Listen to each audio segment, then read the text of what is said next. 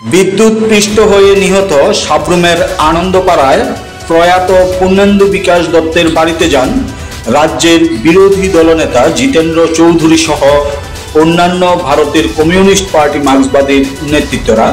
28 মে বেলা 1 ঘটিকায় সাব্রুমের আনন্দপাড়ায় প্রয়াত পূর্ণেন্দু বিকাশ দত্তের বাড়িতে গিয়ে পরিবার পরিজনদের সাথে দেখা করেন এবং সমবেদনা জানান রাজ্যের বিরোধী দলনেতা জিতেন্দ্র চৌধুরী।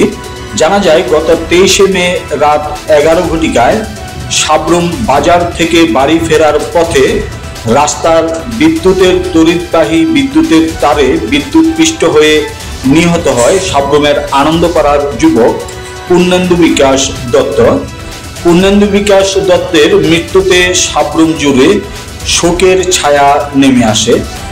28 মে বেলা 1 ঘটিকায় আনন্দপাড়ায় প্রয়াত পূর্ণেন্দু বিকাশ দত্তের বাড়িতে যান রাজ্যের বিরোধী দলনেতা জিতেন্দ্র চৌধুরী সহ অন্যান্য নেতৃত্বরা।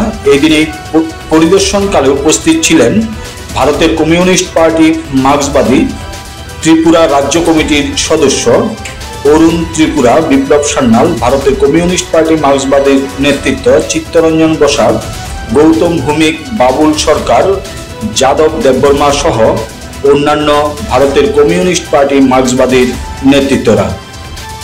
এখন এই যে দুর্ভাগ্য পীড়িত যে একটা পরিবার, যে পরিবারের একজন তরতাজা যুবক পূর্ণেন্দু বিকাশ দত্ত,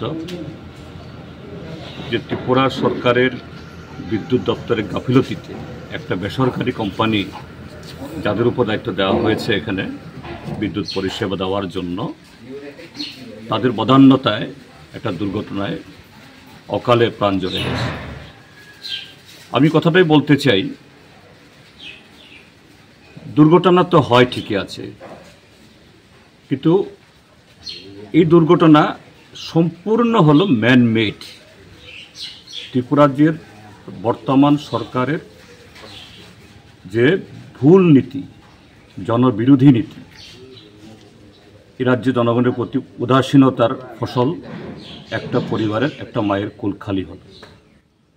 এই ফিটকো কোম্পানির বিরুদ্ধে অভিযোগ নতুন নয়, হাজারো অভিযোগ, অসংখ্য অভিযোগ, কিন্তু তারা এখানকার মানুষ চিৎকার করলেও এরা গা করে না, এদের কানে ঢুকে না। কেননা যাদেরকে বড় অ্যামাউন্ট দিয়ে খুশি করে রাখা, মানে খুশি করার প্রয়োজন, এদেরকে দিয়ে রেখেছে। কাজে এই লোকরা কিছু বলে না, কাজের বহাল তবিয়তে তারা মানুষের জীবনের ঝুঁকি এবং পরিষেবার তলানিতে নামিয়ে এইভাবে বছরের পর বছর আমাদের সাব্রুম মহকুমাকে এবং ত্রিপুরা রাজ্যের আরও 5টা ডিভিশন লুট করছে। আমরা এর বিরুদ্ধে আওয়াজ তুলব, যাতে শুধু ফিটকো না, সমস্ত এই বেসরকারি সংস্থাগুলোকে যাতে এখান থেকে ত্রিপুরা থেকে তাদের প্রত্যাবর্তন করা হয়, নতুবা আরও এরকম যে পূর্ণেন্দুর জীবন যাবে। আমি সবাইকে অনুরোধ করব এই আওয়াজ তোলার জন্য, নতুবা সরকারের সম্বিত ফিরবেন।